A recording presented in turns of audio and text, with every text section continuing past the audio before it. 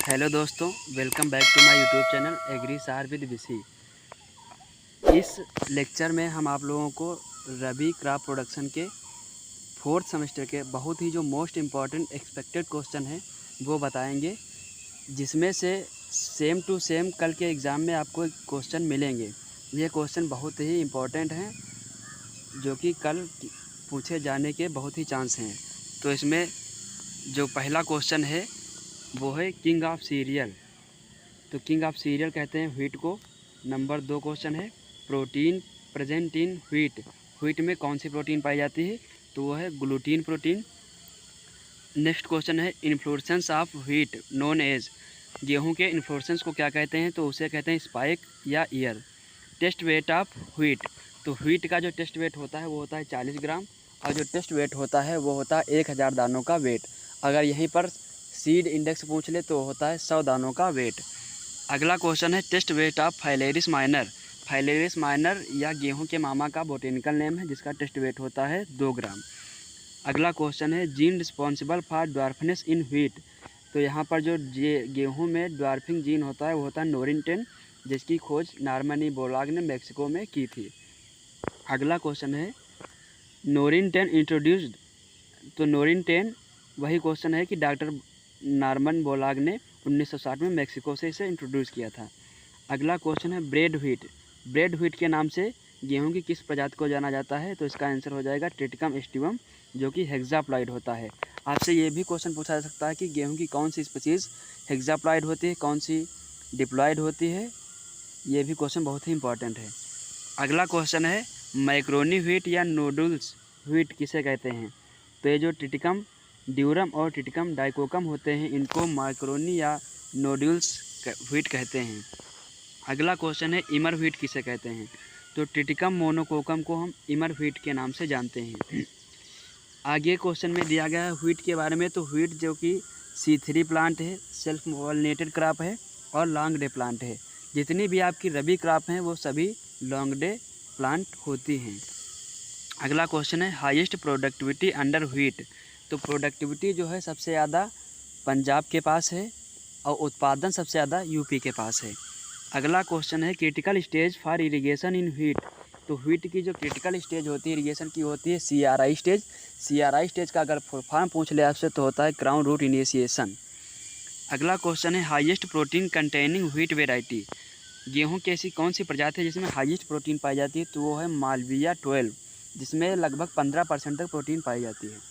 अगला क्वेश्चन है UG19 related to which crop. तो ये व्हीट से संबंधित है। UG19 की खोज युगांडा में की गई 1998-99 में। अगला क्वेश्चन है सीड रेट ऑफ व्हीट।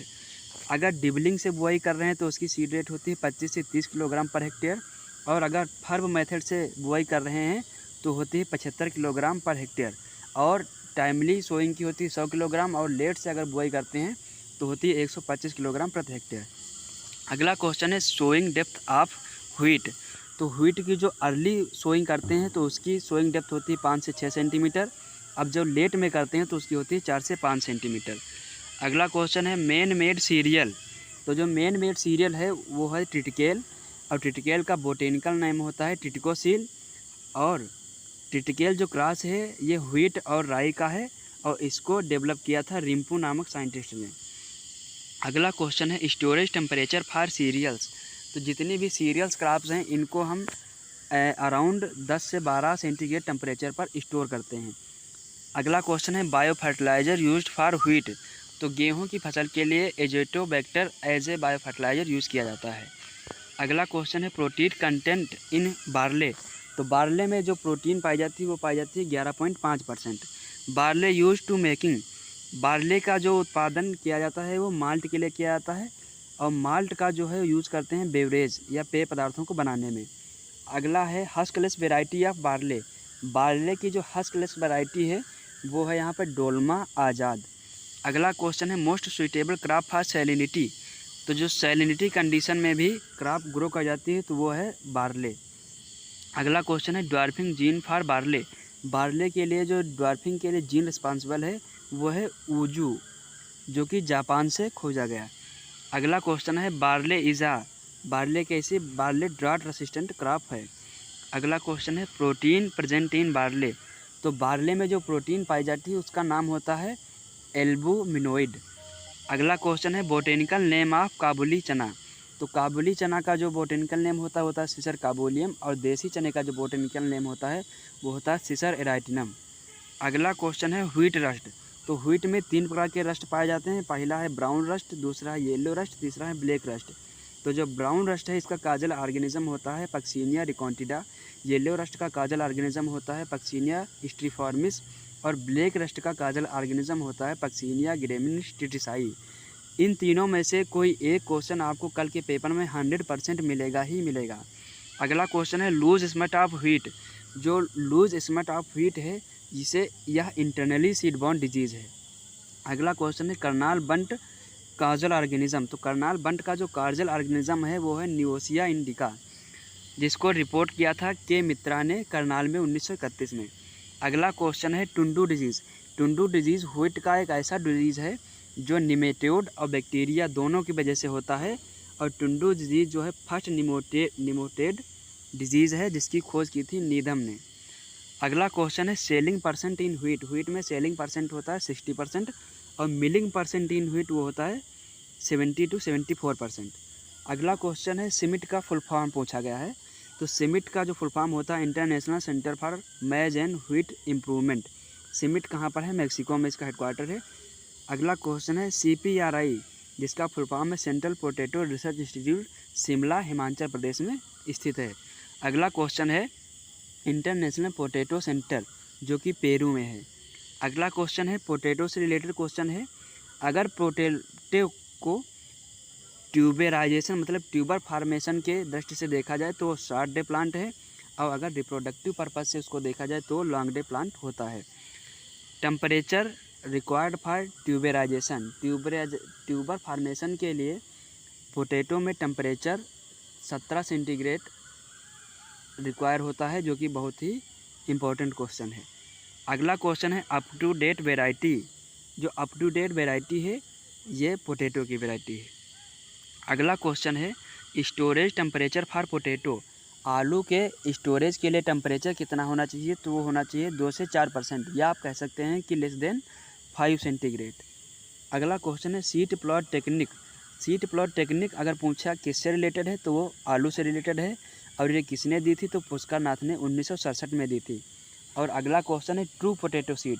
ये जो है ट्रू पोटैटो सीड ये वायरस फ्री सीड की एक विधि है जिसको रामानुजन ने डेवलप किया। अगला क्वेश्चन है causal organism of late blight and early blight. तो लेट ब्लाइट और अर्ली ब्लाइट दोनों पोटैटो से संबंधित बीमारियां हैं। जो लेट ब्लाइट होता है उसका काजल ऑर्गेनिज्म होता है फाइटोप्थोरा इन्फेस्टांस, और जो अर्ली ब्लाइट होता है उसका काजल ऑर्गेनिज्म होता है अल्टरनेरिया सोलेनाई। अगला क्वेश्चन है black heart of potato due to. तो ब्लैक हार्ट ऑफ पोटैटो ये ऑक्सीजन की कमी से हो जाता है। अगला क्वेश्चन है अर्थिंग अप। तो अर्थिंग अप जो करते हैं वो 30 से 40 दिन बाद करते हैं बुआई के, और ये किस फसल में करते हैं? तो ये करते हैं मेनली करते हैं आलू की फसल में, बाकी गन्ना में भी की जाती है। अगला क्वेश्चन है सीड रेट ऑफ सनफ्लावर। तो सनफ्लावर का जो सीड रेट होता है वो 8 से 10 किलोग्राम प्रति हेक्टेयर के हिसाब से होता है। अगला क्वेश्चन है फैमिली ऑफ सनफ्लावर। तो सनफ्लावर की जो फैमिली है वो होती है कंपोजिटी। अगला क्वेश्चन है ऑयल कंटेंट इन सनफ्लावर। तो सनफ्लावर में ऑयल होता है 45 से 50%। अगला क्वेश्चन है ऑयल केक और नाइट्रोजन। तो सनफ्लावर की ऑयल केक में नाइट्रोजन होती है 7.6%, और सेफ फ्लावर की ऑयल केक में नाइट्रोजन होती है 7.9%। अगला क्वेश्चन है you triangle. You triangle mustard से संबंधित है, इसको दिया था नागा हारू नामक वैज्ञानिक ने 1935 में। अगला क्वेश्चन है पंजेंसी इन मस्टर्ड।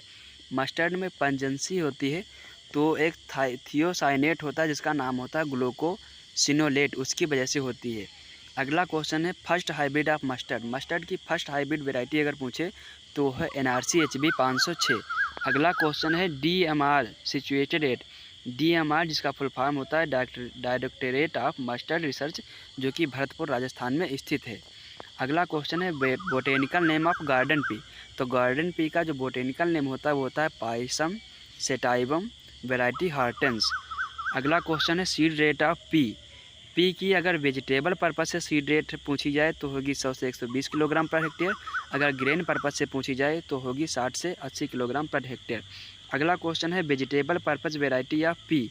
मटर की अगर वेजिटेबल पर्पज़ से वेराइटी पूछी जाए तो होती है आर्किल, असौजी और एक और होती है विवेक 6। अगला क्वेश्चन है टेस्ट वेट ऑफ देसी ग्राम। देसी ग्राम का जो टेस्ट वेट होता है 140 से 200 ग्राम। और काबुली चना का जो टेस्ट वेट होता है वो होता है 350 से 450 ग्राम।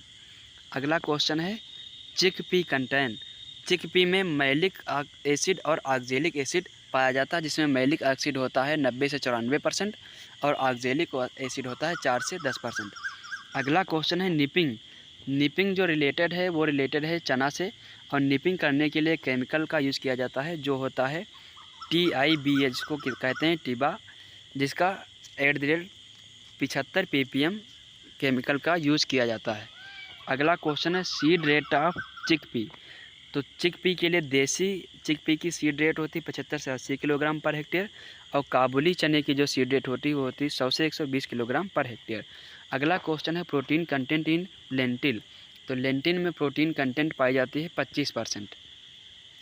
और अगला क्वेश्चन है wild species of sugarcane. तो शुगर केन की 5 स्पीसीज़ मेनली ग्रो की जाती हैं, इसमें 2 वाइल्ड हैं, 3 हमारी जो है कल्टीवेटेड होती हैं। तो जो वाइल्ड होती हैं वो 2 होती हैं, सेकेरम स्पॉन्टेनियम और सेकेरम रोबस्टम। अगला क्वेश्चन है SBI का फुल फॉर्म पूछ ले या कहाँ पर है। तो SBI का फुल फॉर्म है शुगर केन ब्रीडिंग इंस्टीट्यूट, जो कि कोयम्बटूर तमिलनाडु में स्थित है। अगला क्वेश्चन है IISR Indian Institute of Sugarcane Research, जो कि लखनऊ में स्थित है। अगला क्वेश्चन है sowing type of sugarcane से रिलेटेड है।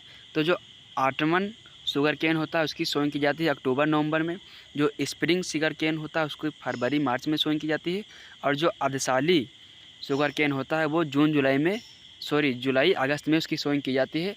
और अर्धसाली शुगर केन जो है वो 18 मंथ में तैयार हो जाता है। अगला क्वेश्चन है क्रॉप लॉजिंग। क्रॉप लॉजिंग जो टर्म है रिलेटेड है शुगर केन से, और इसको दिया था HF क्लीमेंट नामक साइंटिस्ट ने हवाई नामक स्थान पर। टॉपिंग, डिसकरिंग, प्राइमिंग और क्यूरिंग, ये तीनों टर्म जो रिलेटेड हैं वो तंबाकू से रिलेटेड हैं। अगला क्वेश्चन है ग्रीन रिवोल्यूशन। तो ग्रीन रिवोल्यूशन 1966-67 में आई। ग्रीन रिवोल्यूशन के भारत में पिता MS स्वामीनाथन जी हैं, विश्व में नॉर्मन ई बोरलॉग जी हैं। और ग्रीन रिवोल्यूशन जो टर्म दिया था वो दिया था विलियम गॉड ने। और ग्रीन रिवोल्यूशन के दौरान पंजाब व हरियाणा को ज़्यादा प्रॉफिट मिला, और ग्रीन रिवोल्यूशन में गेहूं के उत्पादन पे ज़्यादा जोर दिया गया। इसमें नई technology, machinery, fertiliser, chemical, pesticide और सिंचाई व्यवस्थाओं का अधिक से अधिक उपयोग किया गया। इससे संबंधित कोई भी क्वेश्चन आए तो आपका हो जाएगा। अगला क्वेश्चन है total food grain production of India in 2024-25, तो वो है 330 मिलियन टन। अगला क्वेश्चन है wilt resistant variety of chickpea. तो चिकपी के जो विल्ड रेसिस्टेंट वेराइटी है तो वो है अवरोधी। यहीं पर अगर आपसे क्वेश्चन एक पूछ लिया जाए जो कि बहुत इंपॉर्टेंट है कि चिकपी की जो है ज़्यादा गहराई पर बुआई क्यों करते हैं, तो वो विल्ट डिजीज़ से बचाव के लिए ज़्यादा गहराई पर बुआई करते हैं। अगला क्वेश्चन है बोटेनिकल नेम ऑफ लिनसीड। तो लिनसीड का बोटेनिकल नेम होता है लिनम यूसीटेटिसिमम। अगला क्वेश्चन है बोटेनिकल नेम ऑफ ओट। तो ओट जो है, तो ओट एक होता है एवेना सेटाइवा, और एक जो वाइल्ड ओट होता है उसका बोटेनिकल नेम होता है एवेना फटुआ, जो कि पोएसी कुल का ग्रास है। अगला क्वेश्चन है Shivalik is a variety of.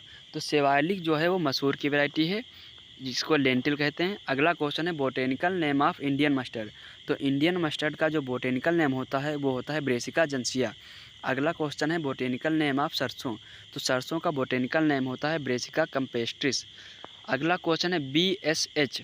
तो BSH जो है वो फर्स्ट हाइब्रिड वैरायटी है सनफ्लावर की। अगला क्वेश्चन है इंडियन केन। तो जो सेकेरम बारबेरी है उसको इंडियन केन कहते हैं, सेकेरम ऑफिसनेरम को नोबल केन कहते हैं, सेकेरम साइनेंसिस को चाइनीज़ केन के नाम से जाना जाता है। और ये तीनों जो गन्ने की वैरायटी हैं वो कल्टीवेटेड स्पीसीज़ हैं। अगला क्वेश्चन है कि origin place of sugarcane. तो शुगर केन का जो उत्पत्ति स्थान है वो न्यूगोनिया है, और शुगर केन में क्रोमोसोम नंबर 80 पाए जाते हैं। अब यहीं पर क्रोमोसोम की सीड रेट अगर देख ली जाए तो यहाँ पर सीड रेट के लिए मेनली बर्ड्स का यूज़ करते हैं, और वो भी 1/3 पोर्शन जो ऊपर का होता है उसका यूज़ करते हैं, क्योंकि वहाँ पर सुक्रोज कंटेंट अधिक होता है, इसलिए 1/3 जो ऊपर का पार्ट है उसका यूज़ किया जाता है। तो इसमें अगर 1 बड वाले सेट ले रहे हैं तो 1,20,000 सेट का यूज़ करेंगे। 2 बड वाले हैं अगर तो 80,000 सेट का यूज़ करेंगे। और अगर 3 बड वाला सेट है तो 35 से 40,000 सेट 1 हेक्टेयर के लिए रिक्वायर्ड होंगे। तो ये कुछ बहुत ही इम्पोर्टेंट क्वेश्चन थे जो कि आपके एग्ज़ाम में कल 100% पूछे जाने हैं। इसी के साथ कुछ नया करंट का डाटा है, जैसे इस समय ओवरऑल ऑयल सीड प्रोडक्शन में अगर फर्स्ट स्टेट पूछे तो राजस्थान है, और पल्सेज में जो नया डाटा है उस हिसाब से फर्स्ट स्टेज मध्य प्रदेश है। तो आप सभी का धन्यवाद वीडियो को देखने के लिए। वीडियो को देखें, ज़्यादा से ज़्यादा लाइक, शेयर और सब्सक्राइब करें। और आपको कल पेपर के तुरंत बाद आपके पेपर का सॉल्यूशन भी दे दिया जाएगा। और आप लोग ये वीडियो ज़रूर देख कर जाइए और फिर हमें कल कमेंट में बताइए कि हमारे इस प्रयास से आपको कोई फ़ायदा हुआ या नहीं हुआ। धन्यवाद।